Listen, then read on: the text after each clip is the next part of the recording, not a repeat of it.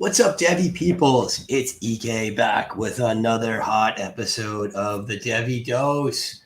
I got with me, as I do in all of the best shows, my man Kyle. Kyle, how are you, buddy? A little tired this afternoon. That really feels like my morning, but ready for some MACtion. MACtion in the house. Yes, everyone's favorite midweek G5 football conference. And I don't know. I'll say going through this, I think I was a little bit disappointed by the production from some of these guys last year. I mean, there were some running backs that were fire, but I feel like a couple of years ago there was just a lot of CFF talent coming out of this conference. I don't think it really lived up to my expectations. Did you feel that way? Yeah, I think there's been a lot of changes over the last 2 years in this conference in terms of coaching, and with that, a lot of players have left, and obviously some graduates.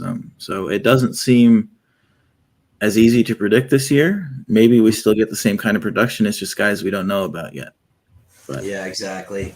Which is tough to take flyers on when you have limited draft space and so many options on the board. I think we were talking about before this. I mean, most of the supplementals I've done so far have been fertile, just guys there that I thought were, that were either on our G5 big board so far that were pretty highly ranked or that had Devy potential really through all 15 rounds. I mean, it's been hard to kind of squeeze the long shot guys onto my roster. Yeah, for sure. And Right. I think we'll just hop into coaching changes since we're talking about all the changes that happened. And if you don't mind, I'll read these off and you can send me the link to that sheet. Oh, yeah. You can edit it. All right. So Western Michigan is the first team that lost their head coach this year, and that was Tim Lester. He'll be replaced by Lance Taylor, who's the former offensive coordinator at Louisville. Before that, he was the running back coach at Notre Dame, coached Kyron Williams to 2 1,000-yard seasons. Before that, he was at the Carolina Panthers and Stanford. And while he was at Stanford as the RB coach, he coached Christian McCaffrey and Bryce Love. So he's had some success with the running back position. Could be interesting there at Western Michigan. Will definitely pass less than they did with Tim Lester, most likely. And then Kent State loses their head coach, Sean Lewis. Lewis has been there for a while, kind of the architect behind Dustin Crum, Colin Schlee. But now he's headed to be the offensive coordinator at Colorado under Deion Sanders. He'll get plenty of eyes on him for sure. Definitely an opportunity for him to keep moving forward in his career and possibly become a head coach at a P5 school. But he'll be replaced by Kenny Burns, seemingly a pretty different offensive philosophy. Kenny Burns, a former running back coach at Minnesota. He was the assistant head coach and the running back coach under PJ Fleck for the last 6 seasons. So he's been around the Minnesota program for a long time. Coached Ibrahim, obviously, and had some good rushing attacks there at Minnesota. Before that, he was the wide receiver coach at North Dakota State. So Kent State probably less likely to pass the ball than they were. Probably not as prolific through the air, but more prolific through the ground. And they lost just about everybody when they lost their head coach. Starting quarterback, starting running back, all 3 starting wide receivers all entered the transfer portal and left. So lots of replacements, and we'll be happy to talk about them as we get down the list. Yeah, it seems like there will be definitely some upside to be had there if we can just identify the right guys. The only other thing I'd say about Burns is I do feel like Flex offenses adapted to the talent. I mean, when they had, Rashad Bateman and, David Bell there, they changed the offense to suit those guys. Bell was Michigan Purdue. too. I mean, he's Purdue. Was it Rondale? Are you thinking of Chris Ottman-Bell? He was terrible. Wasn't there? Rondale was also at Purdue. Wasn't there another good wide receiver when Bateman was at Michigan? I mean, was it Minnesota? Isn't it Ottman Bell? I don't think he's good. There's someone else good for Baby. Tyler Johnson. Yeah, exactly. They had two really highly productive, passing offenses those 2 years. So I was just saying, I think that he can adapt to his talent. And when I was reading some spring game notes about them this year, they were implying that losing Ibrahim, they were going to throw the ball more, and they were excited about some wide receivers. But we'll get to that a little bit later. All right. So, what do you got? Somebody segue. This is a segue. All right. Let's launch into QBs. The QB position, not awesome in this conference. I thought, at least my end of it, had one guy I cared about and literally no one else. How did you think the Eastern team stacked up? I think maybe 2, maybe 3, but yeah, not much. But it's funny though, because this conference didn't lose much in terms of quarterbacks. I mean, nobody really graduated. Obviously, Colin Schley leaving for UCLA from Kent State's a big one, and Daniel Richardson in the portal from Central Michigan was pretty decent last year. But a couple losses to the portal, but really, we're going to see a lot of returners. First one I'll bring up is DJ Irons from Akron. He played in 10 games last year, threw for 2,600 passing yards, but only 10 touchdowns. If he can, get those touchdown numbers up, we're looking at a pretty successful guy. I mean, he averaged 24.3 points per game last season. Unfortunately, he did miss some games at the end of the year, and he's still recovering from that injury. So we'll see what DJ Irons can do. And then another guy who also suffered some injuries last season was Brett Gabbert, obviously Blaine Gabbert's little brother. He's been good at Miami, Ohio. In 2021, he threw for 2,600 passing yards and 26 touchdowns, good for 27.8 fantasy points per game, but only played in 3.5 games last year. So if he can get back to those 2021 numbers, I mean, we're looking at a pretty solid quarterback. But we'll see what happens after that injury. Yeah, what was the injury? Do you know? I do not remember off the top of my head, but he made him miss like the entire season, and I think he's still rehabbing a little bit. Yeah, I mean, 28 points per game. That's nice. That's it's a low-level starter, a QB2 or QB3 if you punted the position. I don't hate that. Now I'm not sure. Can't find it. Do you want to throw these guys on the big board? Does DJ Irons get a spot? Considering the rest of the people in here, yeah. Yeah. I mean, I think probably I'd have him behind. Yeah, I was going to say behind the Maidens and the Keens for sure. Guys with some rushing upside, I would take ahead of him, or a little bit more known upside, I guess. I think he fits right in there. And then Gabbert, I think, just for CFF, you gotta pump him up, right? I mean, if he can get back to that 2021 production, I think I'll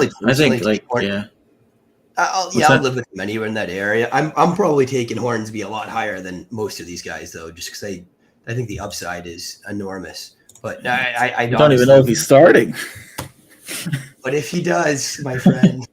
Sure, I agree with you. I think if he does, we move him up. That's why we put him down a little bit. So I'm with you. Like the Bradley area is awesome for Brett Gabbert. I guess I'll touch on a couple of guys that I had here while you're tippity tapping away. I mean, the one guy that I thought is just must-have talent from this conference from my side was DeQuan Finn. I mean, he was good for 31.5 points per game last year, and that was his first year in the system. He had just transferred over from Wyoming. He threw for 2,018 and ran for another 600 yards and 9 touchdowns. I mean, that is production, and he's still a young kid too. So I think there's upside for this kid. If he's not a Devy guy, which I think, maybe he's the kind of guy that could make a jump and, get some NFL attention, but that's far away at this point. If he's not, it's almost better for you for CFF, right? Because you'll get 2 to 3 more years of just game-changing production out of Finn. Color me excited if I have him on my teams. I don't know if he's going to be in supplementals, maybe in a very few, but generally he had enough hype last year that he's going to be owned on a team. But, man, he's definitely a guy that I want to hit hard in startups. Yeah. Where do you think Finn fits in? I think he's top 5 out of the group. Yeah. And I think he makes the Devy side of the board as well. Probably ahead of Hornsby even, because he's already done stuff. Probably ahead of Davis Brin. Probably ahead of Cordero, right? In Devy or CFF? In Devy. You could go ahead of him on both sides, right? Cordiero's awesome. Well, what did Cordero go for last year? Well, no, I'm saying Brin. I really like Brin for CFF just because that Georgia Southern offense is just going to air it out. Oh no, I'm putting Quan ahead of Finn for Devy, but not for CFF. Yeah. I really hate where you guys put Austin Reed last week on Devy. Really? Yeah, Austin Reed's going to get drafted. The rest of these guys, maybe. Drafted, but 7th round. Yeah, but is Malik Hornsby guaranteed to get drafted like Reed is? No, but he has a shot if he explodes to be a little bit more relevant, right? Just because he could be a Malik Willis, right? Why can't Hornsby be a Malik Willis and get, round 4 DC? But if you want to move Austin Reed up, my friend, I will defer to you. You're the big brain here, Kyle. I'm just along for the ride, making bad jokes, making spreadsheets. All right, we'll throw. Maybe you can drop the next guy while I do these. Do you think for CFF would you have Daquan Finn ahead of Sieh Bangura? Because that's where I'm at. That's the question for me. I think so. Well, so here's the question: do you project Daquan Finn to progress? Do you project him to get better and have a better year than last year? And if you say yes, then I think you have to put him ahead of Cordero, right? Because they had similar production last year. Cordero was maybe a couple of points a game more, but I just don't see Cordero really significantly exceeding that. You? Yeah, I think it's really close, but I think probably just because of the loss of Elijah Cooks, I'll probably agree with you. So we'll throw him in there, right? Yeah. And then the one quarterback from the East that's a really big deal in the MAC would be Curtis Rourke from Ohio.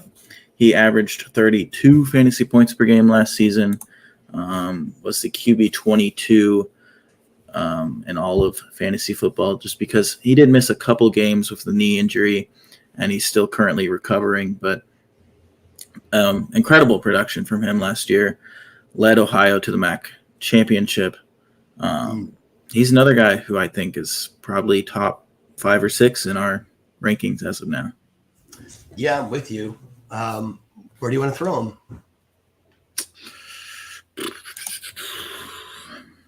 Probably it's tough to say ahead of McCall, but I think ahead of McCall just because he lost Chadwell. Yeah. No, I think that's fair. I mean, and Rourke has his wide receiver 1 back too, right? Sam Wiglitz or whatever. Yes. And his second wide receiver, Jacoby Jones. So, right. So I think that sets up well for him to at least have this kind of season again. And that's exciting. And then the only other guy that I hit on that, I thought was somewhat relevant was Taylor Powell from Eastern Michigan. I mean, he was a desperation, throw him in there. If you needed a guy last year, 21.5 points, I'm just going to throw him in towards the end of the list. You could do worse if you've severely punted the league and the position and you're starting 3 quarterbacks. You need someone to throw in there. I mean, not a bad play, but nothing to get spectacularly excited about either. Yeah. I'm trying to. There's probably I'll throw in one more guy too. Cole Snyder out of Buffalo. He started all of their games last year. It was his first season starting. He threw for 3,000 passing yards, only 18 touchdowns though. So those touchdown numbers go up for Buffalo this year, and he's pretty legit scorer, probably up near 25, 26 points per game. Yeah, is he an underclassman? I believe so. Yeah, I think he might be a true junior now. I mean, that's great though. Yeah, he's a true junior. Yeah, I'm into that. I would bump him up. I don't know. What do you think? Like Wilson range or Clay Millen range? Yeah, I mean, I think I'd have him like higher. Higher? Yeah, I'm with you. Just think, I think if you can, project progression for him, why not? Yeah, I think I do like that group of guys there runs. Yeah, I'm with you. Because I was going to say that's the only thing about the Maiden and Lagasse is those guys run. So if they, nice to have that rushing floor and that 30-point a game upside. So there's a couple of guys that I thought, deserved a mention on the players stepping up list. The one guy you didn't mention on your transfer out was John Paddock from Ball State, who we didn't really care about last year. He wasn't anything special. But this was one of the only teams here that I found a good write-up on their spring game. And Kiel Kelly, I'm not sure if I'm saying his name right, could be Kyle, got several mentions. He's coming back. He's been in the program and, was mentioned as a true dual threat, redshirt sophomore, and consistently was mentioned ahead of the transfer when the beats were talking about him. Not that means anything, but that guy is thinking about him first. I guess he's a really good athlete. Really good athlete, right? They do have Lane Hatcher, who is super experienced transferring in. I think he'll be a fifth-year player this year. He's thrown for 10,000 yards in his career. Never been special, but, competent college quarterback. I think as a CFF player, you're hoping that Kelly takes the job because he's going to be more interesting. We talked about Texas State a lot when we were doing the Sun Belt, and Ball State is definitely a step down, I think, as a passing offense. So I don't think Hatcher is even what he was at Texas State this year if he takes a starting position. Maybe, you never know how players are going to coalesce around him, but nothing for me to write home about there for sure. Yeah. For me, the transfers, Jaron Lewis is headed from Kansas State to Kent State. He was like the backup last year there. But obviously with Schlee leaving, there's a big hole at the Kent State quarterback position. It could be Lewis. It could be a number of like any of the guys they had on the roster last year. It's a very open competition. And then Connor Bazelak headed from Indiana to Bowling Green. Big drop down from him. Obviously, he started his career at Missouri and was starting games in the SEC. So now he's at Bowling Green, pretty much expected to be the starter. A low SEC caliber type of talent. He's not. He's really too good for this conference in some ways. So I like Bazelak at Bowling Green. Bowling Green has a neutral pass rate of 52% over the last 3 years. So if they're going to air the ball out and they're going to let Bazelak run that offense, I like him for CFF as well. Yeah, no, he could have some serious upside there. Do they have much of a wide receiver? Yeah, they had Odieu Hiliare breakout last season for 747 yards, and then they just got a transfer also from Alabama A&M, who was Hilaire's former teammate, who was a FCS All-American last year. So that's very exciting, man. I didn't realize that Hiliare had gotten that much of a quarterback upgrade, but sounds like they might be an offense to watch. Yeah, so where do you think we should put Bazelak? Yeah, I didn't think he was terrible in the SEC either. I mean, he was never, exciting, but he wasn't a guy that you watched and you thought, this guy shouldn't be on the field either. So, Yeah, I mean when they played non-con in Missouri when he was starting, he was like a top 20 CFF quarterback before they really got into the meat of the SEC schedule and he got killed. But like against lower tiered opponents, he was really good. Yeah, and he has some talent around him. So, he might be a sneaky guy to be hitting in these CFF drafts this year. I don't think anyone's talking about Basilek that I've heard particularly, but I'm interested. And where do you put him, though? Do you put him in that Brett Gabbert range? You kind of I think so. Yeah, I think that's the upside case for sure. But could be the upside case could be even better than that. People giving Odieu Hiliare actual NFL buzz too. So if you get an NFL wide receiver and an SEC quarterback in the MAC, you're going to cause some damage for sure. No, I don't hate that at all. I like it. A couple other names that I wanted to mention on my end from Central Michigan, where we don't know who's taking the job from Richardson. They had Burt Emanuel last year, which he started a game at like quarterback, but I think it was more wildcat. He only had 8 passing attempts, but he ran for 500 yards in the year, like not even in full action. And he wasn't the starting running back either. The starting like runner. That would have been, what was the kid that transferred out? Am I struggling to remember his name? What did I miss him? Or did they graduate someone? Oh, Lou Nichols. Yeah. Lou Nichols, who is now on Green Bay, who was awesome last year. So I didn't know whether to put him in with the quarterbacks or to put him in with the running back, because I feel like he played more running back last year, but he was still referred to by Beats as a quarterback. So I don't know. But if you get a kid with that kind of rushing talent and he gets significant snaps or the bulk of the snaps at quarterback, that could be an interesting thing. And then the other guy that might play there at quarterback, Chase Bauer, also is a dual threat. So I think whoever takes that position, there's some shot of them being relevant. But it could also just be a terrible offense. We don't really know how it's going to shape out. But I think those are more watch list guys for me at the quarterback position, just because we don't know who's getting it. You don't even know if Emmanuel is going to be there or be a running back. But I think they're definitely names to be aware of as we go into week 1.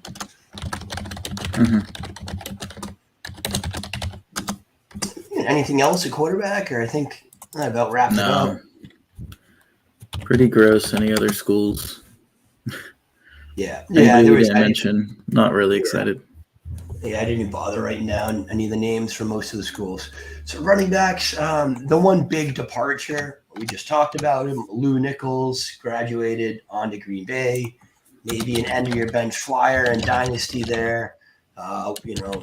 They do have A.J. Dillon in the last year of his contract. They do have an older RB1 in Jones. So, who knows? Maybe he's a guy that gets some snaps. Definitely a bruiser, not a not an elusive, dynamic running back, but maybe a guy that could run a couple of tutties in if he gets the work. But I thought there were several other guys that were pretty interesting here for me. For me, returning in the east part of the conference, you get Sampson Evans. Yeah, he scored for 24 points a game last year. He's available in almost every supplemental I've done so far, and goes like late-ish. We did the one startup so far this year, and he was, back half of the startup, last quarter of it. Went for 1166 and 15 touchdowns last year. Maybe you get some touchdown regression there, but maybe you don't. He's the focal point of that offense, and certainly a lot of value there in him with how late he's going in these drafts.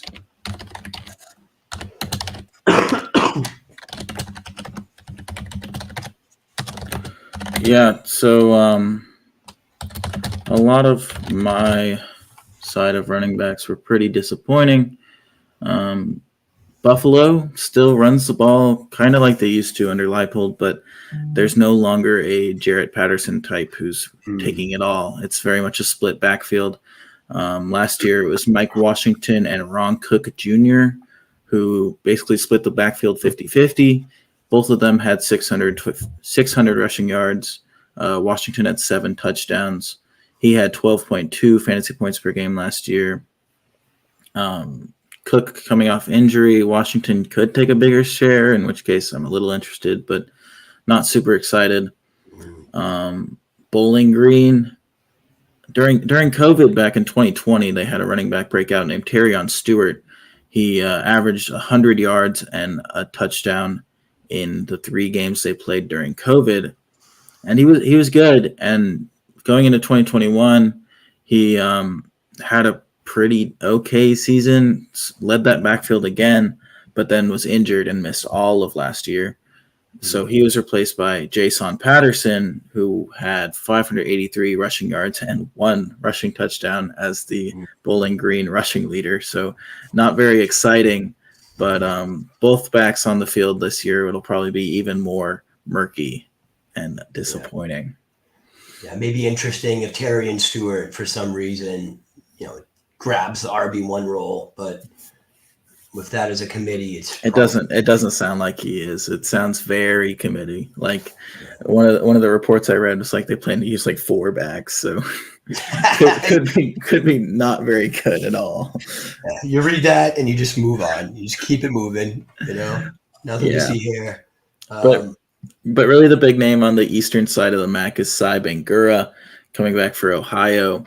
He was given 222 carries last season, turned that into 1,000 yards and 13 touchdowns, added 27 receptions and 2 receiving touchdowns, good for 23.63 points per game, was the RB14 on the season. So a very productive CFF running back there. Yeah, it sounds like Ohio has most of their pieces going back. Yeah, pretty much everybody comes back for Ohio, and that's the team that won the MAC last year, so they'll very likely be pretty darn good. I thought Toledo won the MAC.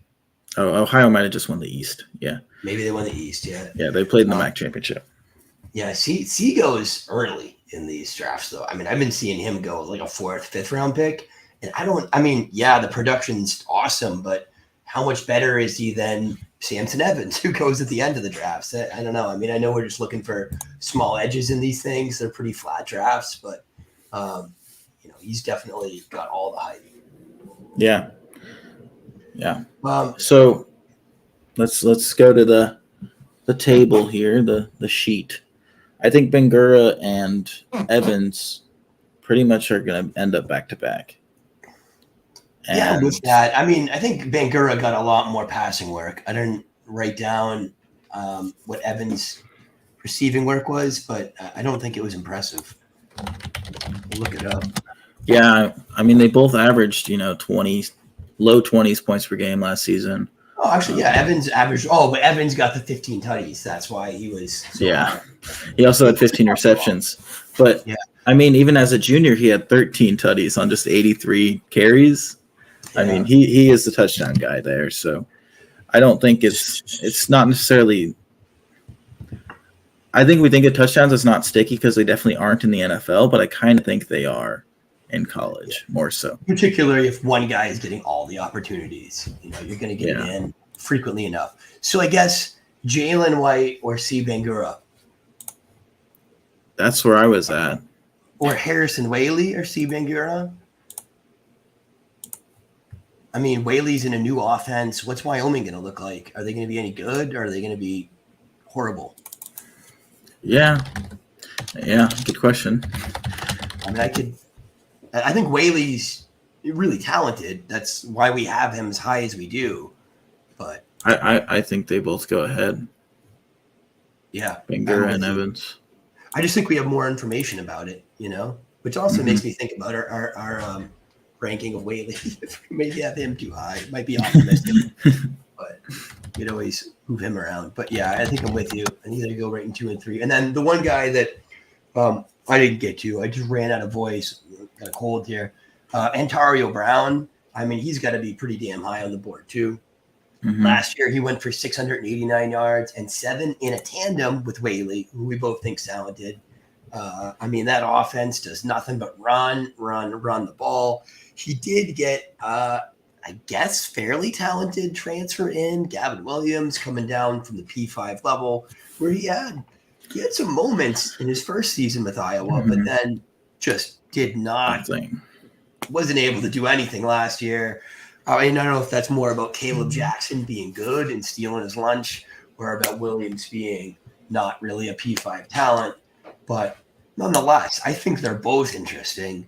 But you'd have to think Ontario is the guy, and Ontario is very interesting if he can stay healthy. I don't see why he can't be, 1,000 to 1,200 yards total, and 7 or 8 total tutties easily. I honestly think there's a question with Bangura and Evans versus Frank Gore. Bangura and Evans both averaged more points last season. Throw them up there, man. No, I think it's valid. I think Frank Gore, we give the name value a little cachet. I just think he's probably a little bit more talented than them in real life. Yeah. But real life ain't fantasy football, right? So, Bangura or Evans is the question. It's funny. Evans actually produced more last year, and I think they both have similar situations in terms of a lot of pieces coming back in the offense. I want to say Bangura first, but why not Sampson? I don't know. What's the argument there? Yeah, I don't know. It's one of those things where if we had done really good research, we'd know if they brought back their offensive line. That's true. That'd be deep. We got to get deeper, Kyle. Oh my goodness! How much time are we? That's it. We need a 24-hour research session before. It does look like Eastern Michigan had an offensive lineman go in round 4 of the draft, and he was considered the best offensive lineman in the MAC. So I think throw C in there.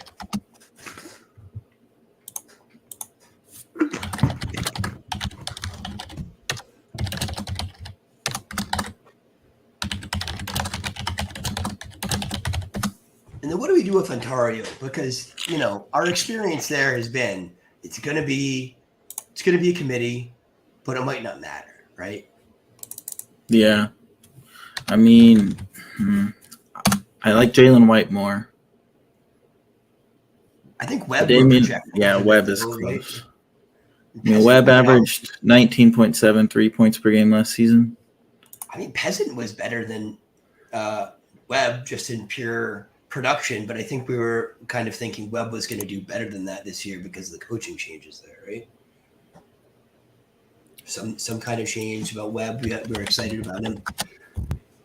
If I know how to spell peasant, I don't.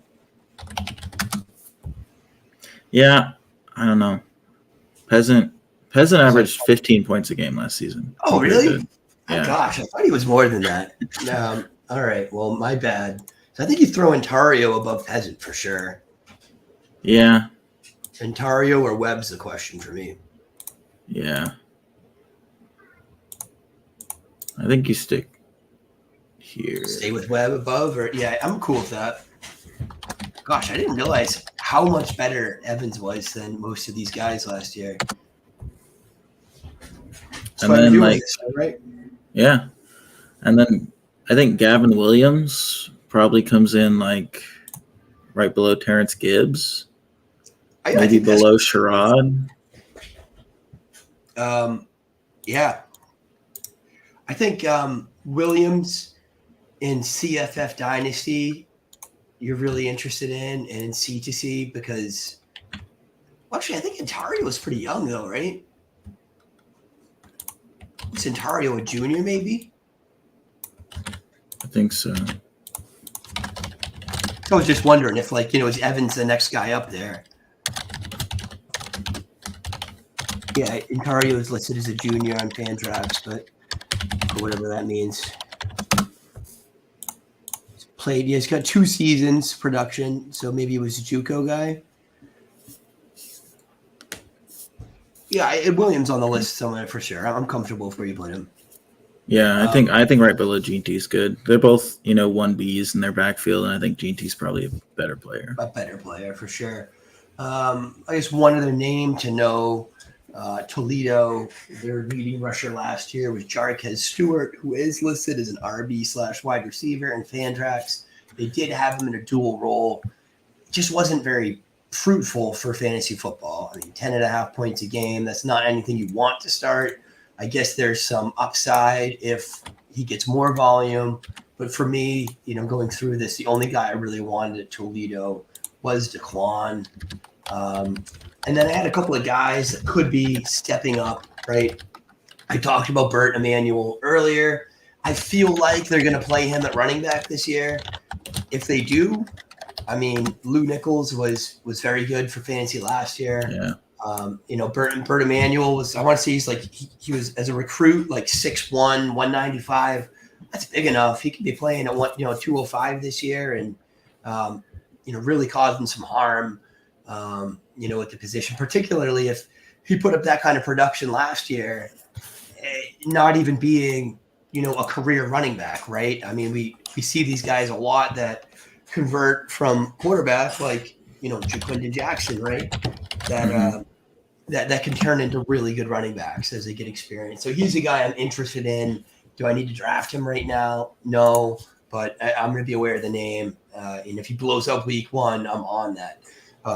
The other guy that could be the next guy up there for me was Marion Lukes. I feel he's a name that was bandied about a little bit last year. Definitely has some legit speed, apparently a 4.46 guy, and had a game last year where he went for 162 rushing yards, 2 tutties, caught another 4 balls for 71 yards and a touchdown. I mean, if that kid is the RB1 on that team, I'm into it, and I'm really interested in that. I just don't know who it's going to be. Yeah. I think there's some very interesting running backs in this transfer section, so I think we can jump in over there. Leaving the conference, the biggest one really is Carson Steele. I mean, Steele's been a top 10 running back for the past 2 seasons, if I'm remembering correctly. He leaves Ball State, goes to UCLA, and Ball State finds his replacement from inside the conference with Marquez Cooper out of Kent State. Obviously one of those guys who left when the head coach left. Cooper's a guy who averaged almost 20 points per game last year, goes to Ball State, who's run the ball a ton with Carson Steele. Definitely a very interesting player who, could easily jump into that top 5-6 guys we have for CFF. Also leaving the conference, Sean Tyler from Western Michigan. He was really good last year. He goes to Minnesota, so he's going to probably see a drop down, but good for him, I guess. And then Cam Wiley left Akron. He was their leading back last season.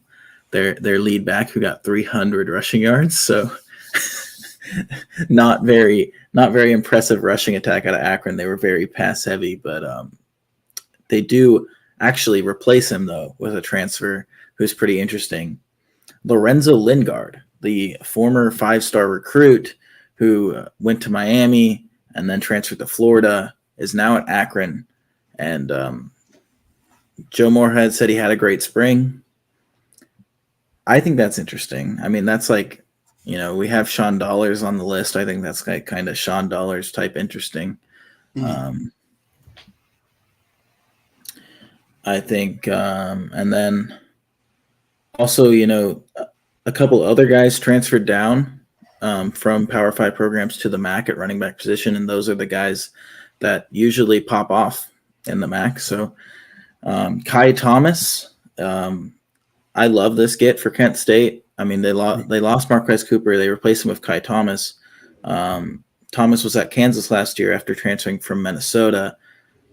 Didn't really latch on with Lance Leipold at Kansas, was the RB2 to Devin Neal, and Devin Neal kind of just took over. But in 2021, behind Mo Ibrahim in Minnesota, he had 166 carries for 824 yards and 6 touchdowns. And the new Kent State head coach is the former Minnesota running back coach. So these two reunite in Kent State. He's very likely to get the job. He's competing with a redshirt a true sophomore, Gavin Garcia. I really like Kai Thomas as the Kent State RB1. Yeah, I mean, I was into him in Minnesota. Was really hoping he would get that job. I think Trayson Potts kind of just outshined him a little bit that year that Ibrahim was hurt. And he had a couple of decent reps last year. Just was playing behind Devin Neal. Devin Neal's probably an NFL caliber back. Maybe a day three guy, but a real talent. So yeah, I'm super into Kai Thomas, and he's probably owned in some leagues. I know I still have him on the back end of the roster here and there.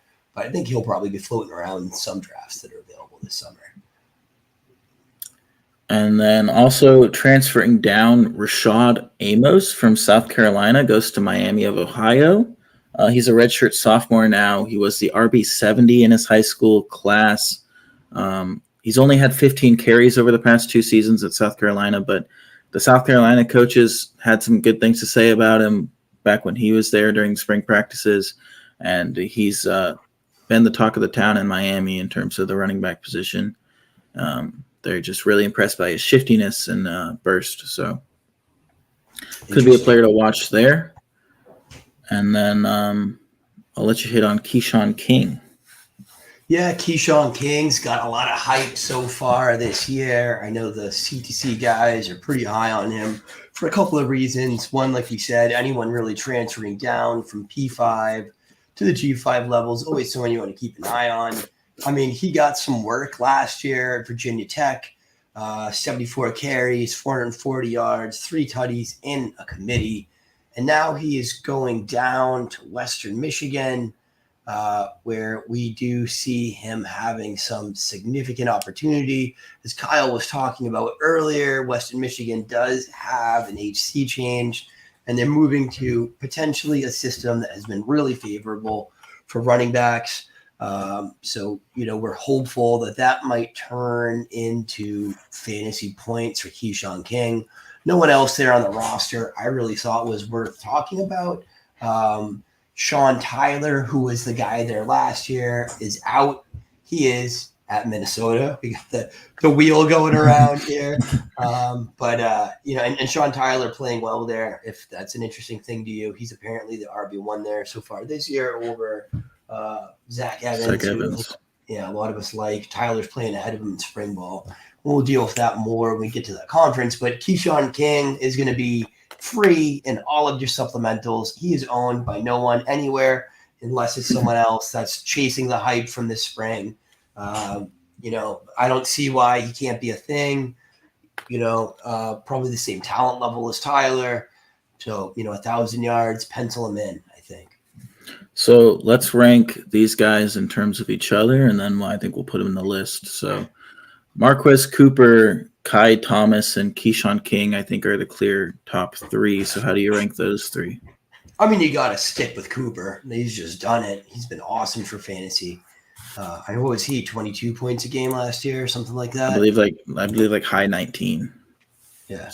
So I mean, that is, I think, unless you're really projecting increased production, 24.6 last year. Yeah. At least in the league I'm living in. So that's big boy production. And do you feel worse about the Kent State system because obviously they just lost everyone? They've had their program gutted than you felt about him. But he's at Ball State. I thought he transferred. He transferred from Kent to Ball. Okay. So we think Ball State is a parallel move for him then? I think in terms of last year to this year, because Carson Steele, I mean, they're willing to run the ball and they're going to run the ball a lot. So, I mean, I think he's got to be in that Evans Gore tier. Yeah. I think you could put him ahead of C too, and I wouldn't complain about it. Ooh. What do you think? I think in between Evans and Gore. Yeah, I'm with that. That works. Lots of MAC running backs moving guys down here. Yeah, it's kind of interesting. I wonder if it's some level of a recency effect, or I think we are thinking about it in more context now than we did on the early ones. So who's next for you? Kai Thomas. Yeah. Yeah, I don't see why not, right? He's already got an 800-yard season under his belt. Going to a system that produced a 1,300 total yards guy last year, which I think, like we talked about, they're probably not going to be as good this year, right? They just got a ding, but hey, maybe that means they lean on the run more. But, I mean, yeah, and he has familiarity with the system because, I mean, this is his coach when he was at Minnesota. So I think he'll fit right in as the RB1 for Kent State. So you want him? I think he's above Ontario. I think where's he in relation to Webb and White for you?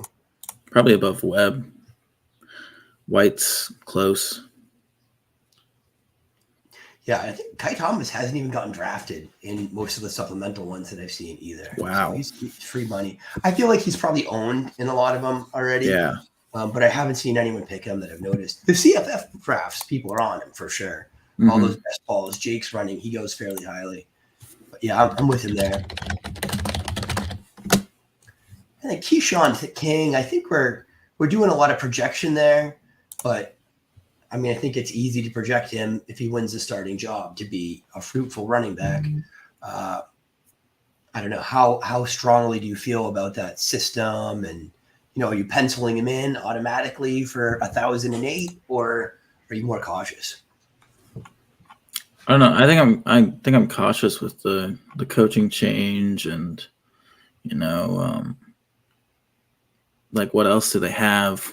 Yeah, it's the thing. So like I haven't taken King. I've been on King, but I haven't taken him in any of these drafts yet because am I taking him or Eldridge? Like the upside for Eldridge if he hits is 1,800 total yards. Kylan Hines, the upside's 50 catches. Like I'm taking those guys ahead of him. Yeah, I am too. So where do you put him here? Jeez. I think in that range, though, right? Yeah. Him versus Gibbs is interesting because Gibbs is like pure projection. Pure projection. Gibbs has not played it down. I feel like I'm probably not actually drafting Gibbs. Although honestly, I'm not drafting most of these guys there. I think a lot of them go undrafted from that point under. If you're taking Gibbs in a C to C in that range, you're just looking for NFL upside, and it's silence in the spring. Yeah, report. I think in a real draft, I'm taking Sherrod over Gibbs. So let's just do that. Yeah. And then, and I think that's where King's got to go, somewhere in that range, right? Yeah, I think right below Sherrod and above Gibbs is good. I'm cool with that. Do we need to put any of these guys on the board for Devy? I can see Cooper being a scat back. Yeah, I could see Bangura or Evans being like a power back too. Yeah. Like a really late draft power back. I mean, what's the difference between Kamani, Vidal, and these guys? I think they're better than Vidal, right? Oh, yeah. Yeah, so get them on there. Rasheen Ali. I think they both go on, and they both go on in that range. These are guys that could get, if they smash this year, could get day 3 capital pretty easily. Mm-hmm. Depending on testing and stuff like that, right? I mean, if they're running 4.8s, they're not. But yeah, I think you can project some kind of reasonable NFL upside for them.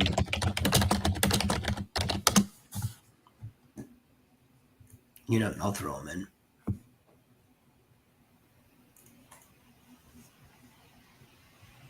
What about Antonio Brown?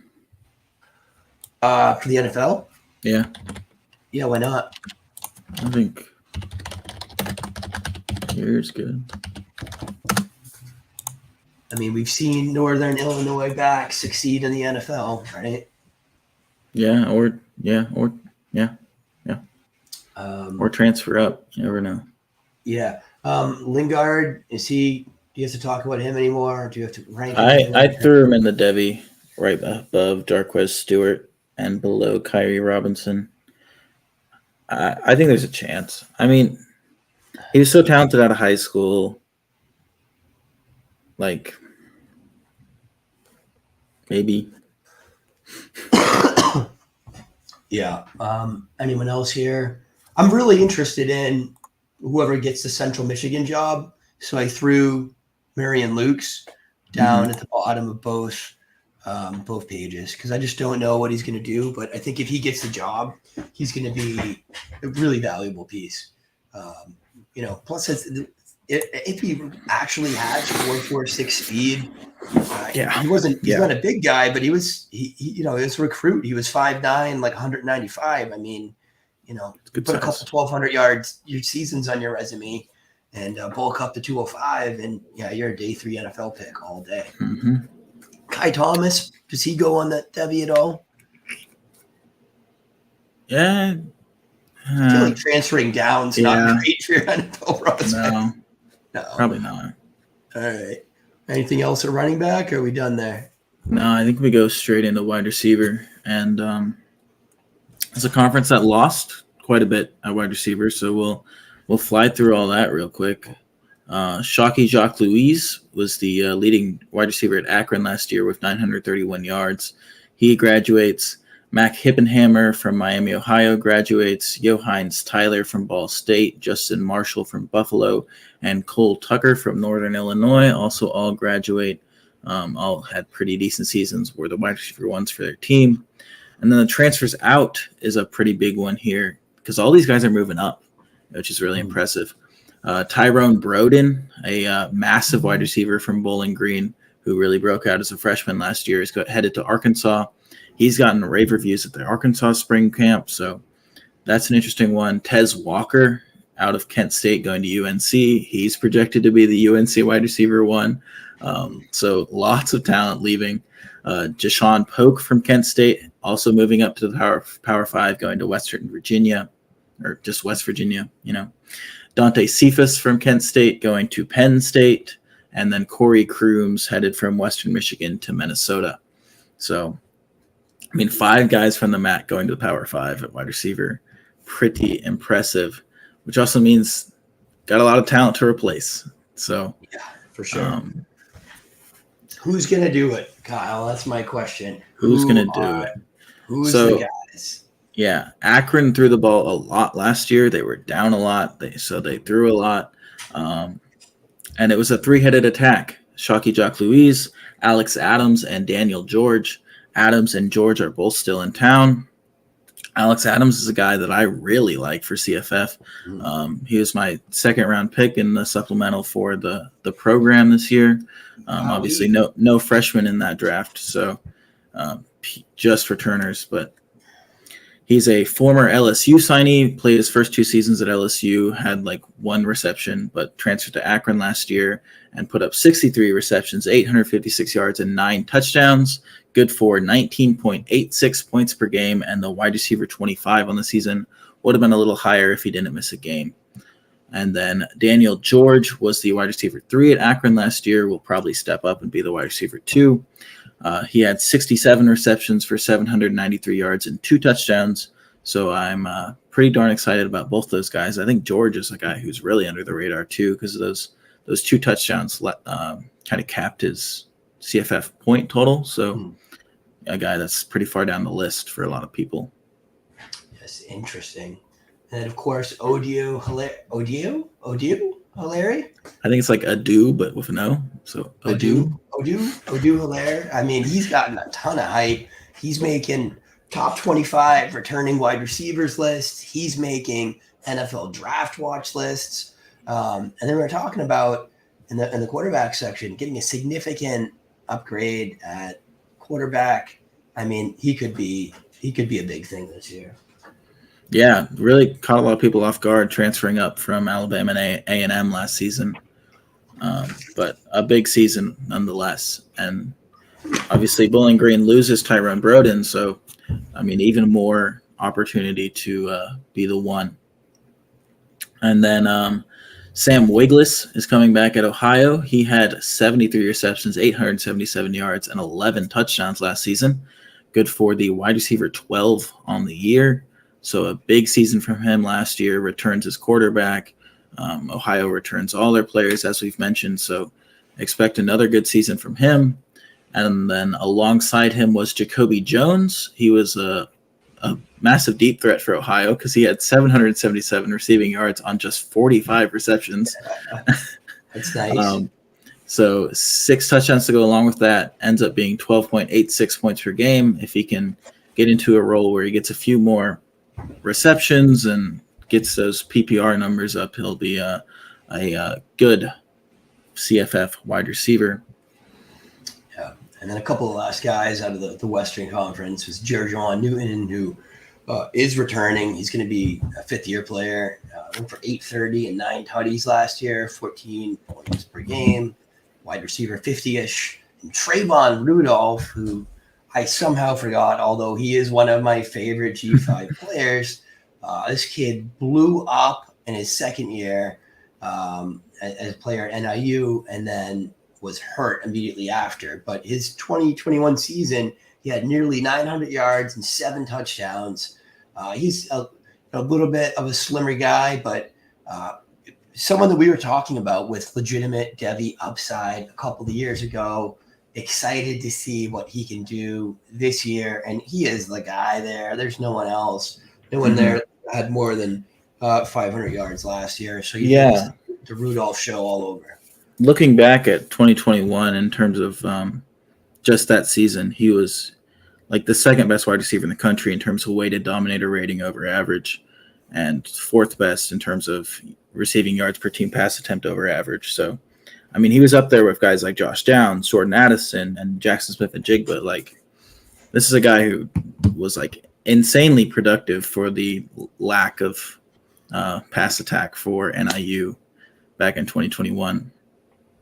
So if he comes back to that kind of form, he'll be a very good CFF asset and possibly a Devy guy. Yeah, love to see it. All right, you got a couple of stepping up guys here too. Yeah, and then we'll rank. Yeah, well, yeah. So Kent State, obviously, as I've mentioned, has lost to everybody at the wide receiver position. Trell Harris is the guy coming back with the most returning production, and that most returning production is 13 receptions last season for 136 yards and a touchdown. I mean, somebody has to catch passes, so I like Trell Harris there. Could be their wide receiver 1. Did well in the spring game, so that's an interesting player. Miles Walker at Akron is a redshirt freshman this season who did not play last year. As I said, that was a 3-receiver system last year, and they lose Chucky Jack Louise, so there's room to step up at that wide receiver 3.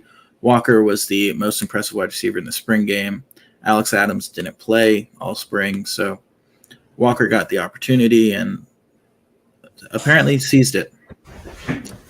And then Miles Marshall at Miami of Ohio is the only wide receiver who caught a pass for them last year who is still on the roster.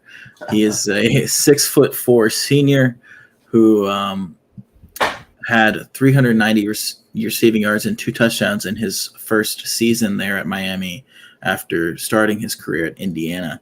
So another guy who transferred down in the past and has the opportunity to catch passes from Brett Gabbert this year in what was a highly productive passing offense in the past. Interesting. I think some transfers in too. I mean, we got a lot of information here. Any of those guys? Sounds like Abdul Fatai Ibrahim is the guy there, right? That we really didn't talk about. Yeah, so he comes from Alabama A&M and is going to Bowling Green. He was a former teammate of Odieu Hiliare back at Alabama A&M, and he was a 2021 FCS All-American. He had over 2,000 receiving yards in 2 seasons combined. So, I mean, this is a guy with a good FCS career heading to Bowling Green.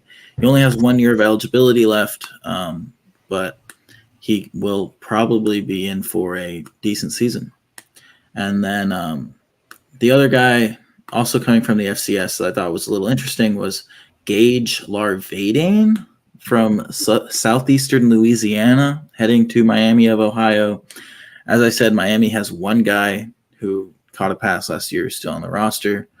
Larvadian's a 5'10", 160-pound slot wide receiver, was the Southeastern Louisiana's conference's freshman of the year back in 2021, put up 59 receptions, 731 yards in 2022.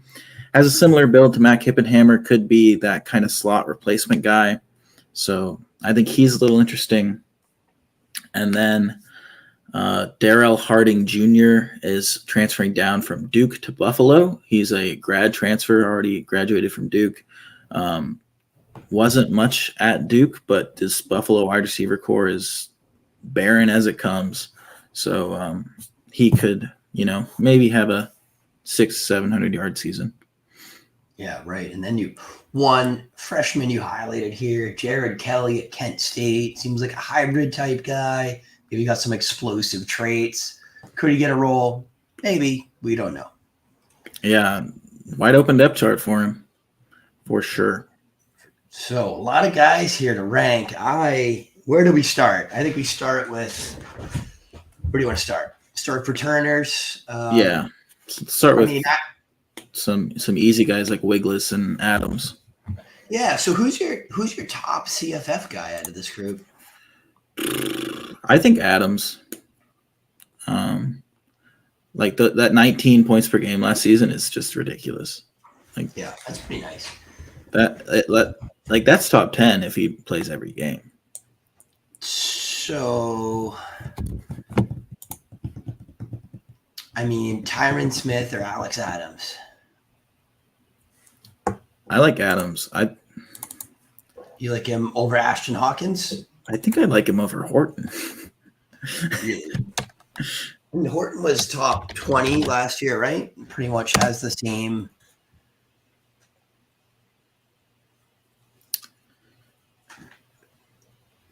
Horton's got like the same circumstances coming back, right?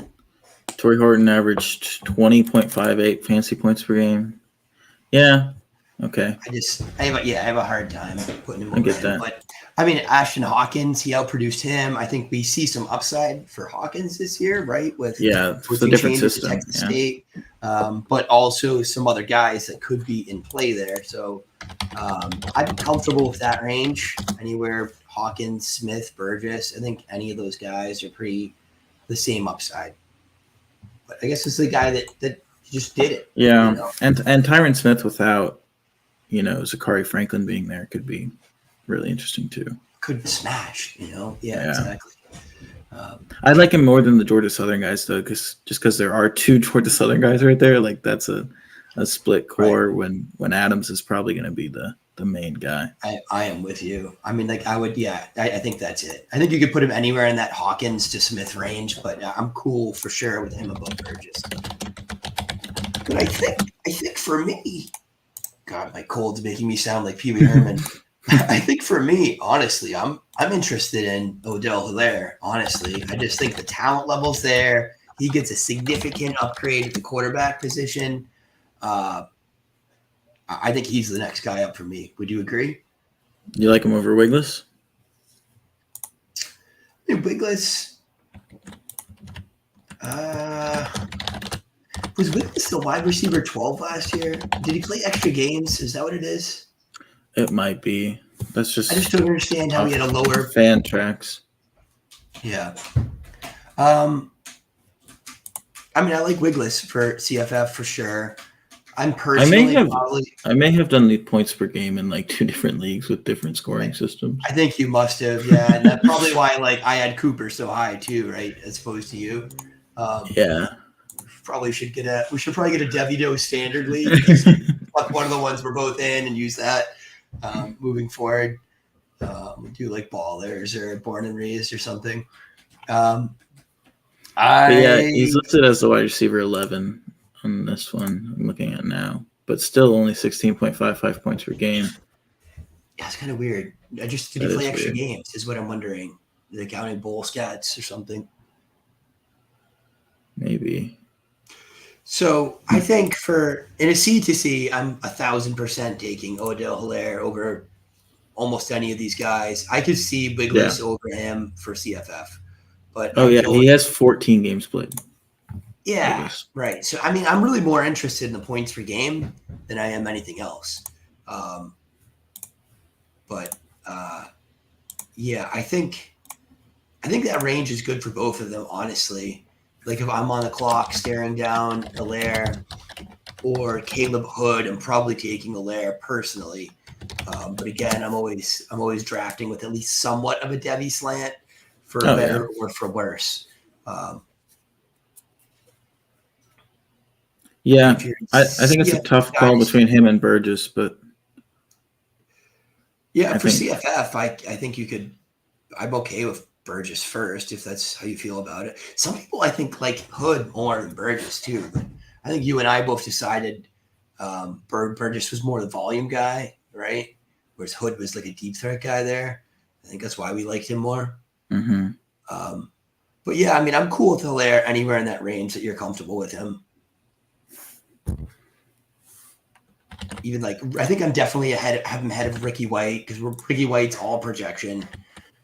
Ricky White was good last year as a 2. He was good, but from reading the spring reports, there's other guys that were getting hype as well. I don't think we're sure that it's the Ricky White show and nothing else because they did obviously use 2 wide receivers last year. Mm-hmm. So is Treyvon? Where are you taking Treyvon for CFF? That's tough. I mean, like no passing volume, but he was a touchdown machine that first year. I think like below Colin Lacey because I like Lacey a lot. Yeah. Yeah, Lacey was good. Lacey's got Lacey have some changing circumstances this year. Did he transfer? No, he transferred last year. Yeah, I'm cool with that. They graduated their best wide receiver, Jared Wayne. Oh, that's Jalen Wayne, right? Yeah. So Lacey could smash. And who else we really have to rank here? So John Newton should be on our list somewhere, but I think he's kind of in a lower range, right? I think like below Rucker. Yeah, I'm definitely taking Rucker over him.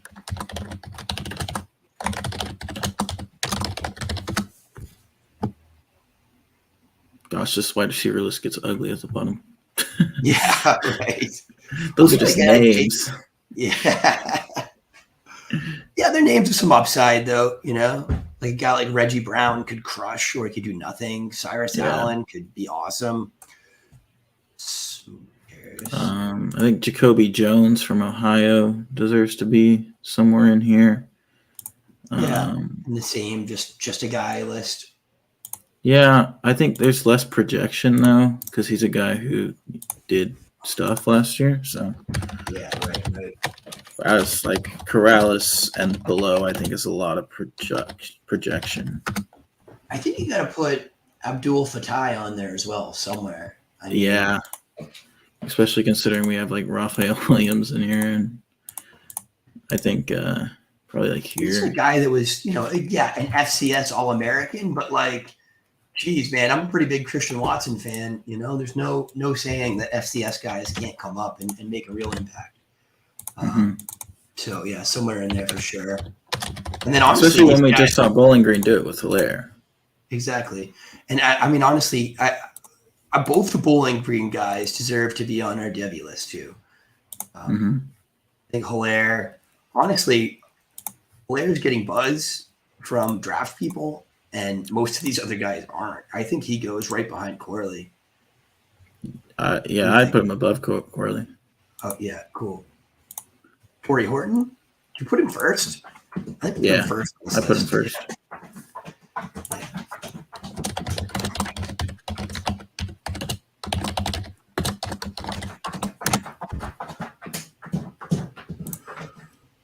I'm also just going to move Michael Matheson up because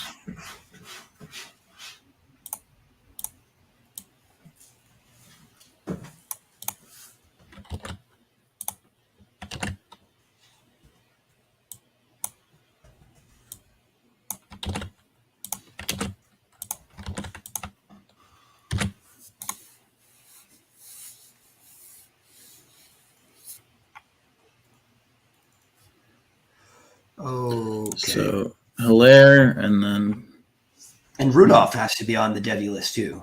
Yeah. pretty high on the Devy list, right? Mm-hmm. Ahead of Corley, ahead of Torton. I'd say ahead of Corley, probably below Horton, just because of the injury. Right. If not for that, probably higher. I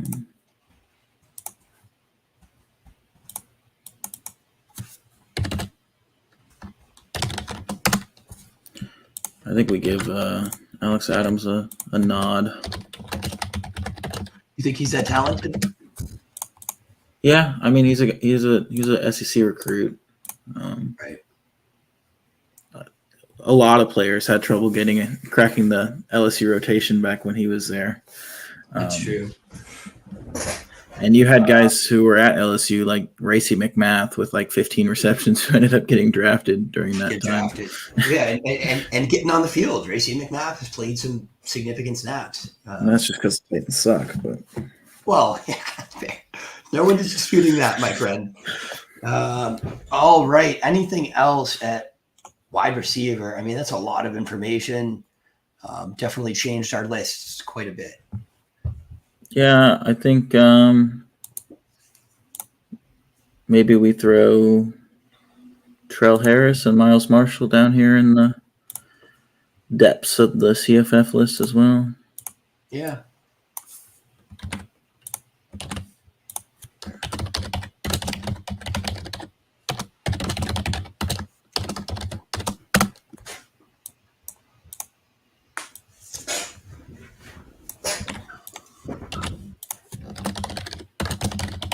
We finally have some names at the tight end position. No way. actually give an F about.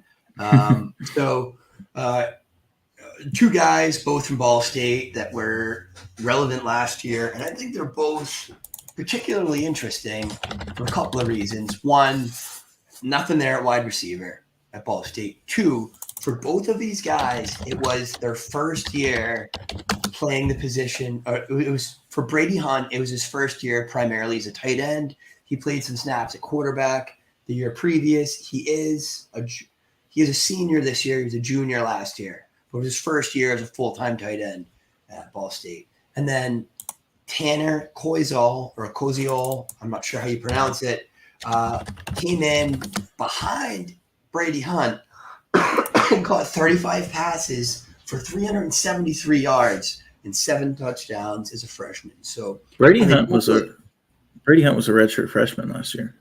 They were both freshmen. They were both freshman All-Americans. I think I believe you. Brady Hunt on Sports Reference was listed as a junior. On the Ball State website, he's a redshirt sophomore for this year. So, believe you. Maybe he's was he a JUCO guy? Would he be? No, just a quarterback his redshirt year. Yeah, they have him as a freshman the 2021 season, and they have him listed as a junior the 2022 season. But whatever, it's probably just an error, a data entry. Yeah, that doesn't make any sense. It's not really how that works. Yeah. Well, anyways, both of them super interesting. I don't know about you. I love guys breaking out early. For me, that shows some Devy potential. You can come in as an 18, 19-year-old kid and not only win a job, produce against guys that are, I mean, in the MAC, these guys could be 4 years older than you. And you're coming in and doing work right away. Which one do I prefer? I don't know, man. I think, Koziol came in a little bit younger. I think you did what I would do for CFF. For Devy is for sure. For CFF, I think it's Brady Hunt, right? First. What do you think? Yeah. I mean, Hunt was the more. I think you take him over everyone, right? Yeah, for sure. I take both of them over everyone. Yeah.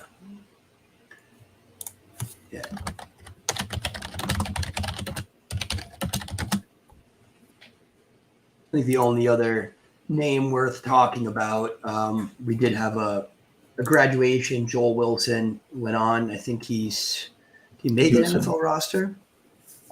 Yeah, he's really small. He was a really great CFF tight end, but too small. Yeah. So Yeah, how interested are you in these guys? Are you drafting Koziol and Hunt? Are you interested in them? Yeah. I mean, I don't know if I. hmm. The issue is you have to like spend more than I want to spend on a tight end in that range. Um, but it's probably worth it because they could probably be top 5 guys. Yeah, particularly if one or the other transfers out, the other could be Yeah. really, an 900 yard guy if they dominate the work in that offense. So I think they're both significant talents. I don't think they're just Jags that stumbled into 400 yards as 19-year-olds. Yeah. Yeah. I mean, I tend to like punt the position you know, after I miss on Bowers and whatever. Mm-hmm. But I bet these are guys you could get in the 14th round of your supplemental, though. Koziol actually has a little bit of draw to the I don't think so. maybe 8th, 9th I think they're both round. going early. I mean, Yeah. Hunt was the tight end 6 last year. Koziol was the he? tight end, 10. Koziol was tight end 10. 500 yards. Yeah. Yeah. Wild. It's gross. I think they must have had extra games, though, right? How was he? What was Seydou Traore with his 600 yards? I feel like the tight end 2 or something. 5. Oh, geez. Wow. No, right. Hunt says 12 games. I mean, there's guys like Joel Wilson, like Dalton Kincaid would obviously be above them, but they both got hurt. Got it. Yeah, right. Right. So, how you feeling about the big board so far? Every time I look at it, I see something that I don't like, but I think that's part of it. Part of it, right? We've got 3 guys ranking. We had Justin in here last week. We'll have to do an episode with me, you, and Justin. He's fun. I don't know if you watched that one, but man, he's a smart dude, and he knows college football the way you know college football, right? He just knows all these guys. I think when we get back through, I want to say, I mean, if we go back through all of it, when we're done with all of it, it's going to be like a 3-hour show. It's being like, are we sure we wanted this guy over this guy? Yeah. I don't know. It could be a fun 3 hours, but yeah, I'm with you. I am with you. All right, my friend. As always, this is a blast. You got anything you want to plug? And if you're watching this, you're probably already following Kyle. If you're not, he's at Kale_fantasy on the Twitterverse. And you doing the Devy with the undroppables again right now? I have rankings on the site, but I don't write. We gotta do some rankings. Do some rankings up here, man. We get some rankings going. Throw them on the Twitter. Get them pinned. All right, man. You got any other parting shots on the Mac? I mean, I think there's a lot of upside here, a lot of uncertainty. Love the running backs, right? I mean, now 3 of our top 5 running backs are Mac guys. It's like 7 of our top 12. That's yeah.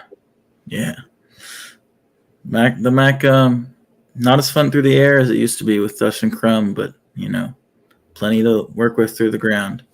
We could see a return though. I really think you're onto something with Basilak. Why can't he throw for 3,500 yards against these guys? It's true. With 2 good receivers, So. Yeah. Hopefully they can keep him safe back there. Yeah, hopefully. Probably going to be the issue.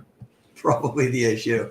All right. Everybody that followed along this so far, we appreciate you. Make sure you like, subscribe to the channel. We love your support. We love all the positive feedback we're getting on the Devy Dose. And I really appreciate you guys following along with us. I hope we're doing something a little bit different than anyone else and something that's helpful for you in your CTC and CFF drafts this year. So let us know what you think. We appreciate the feedback. And I will sign off for Kyle. For me, I'm Eric at EK Baller. We will see you guys next time.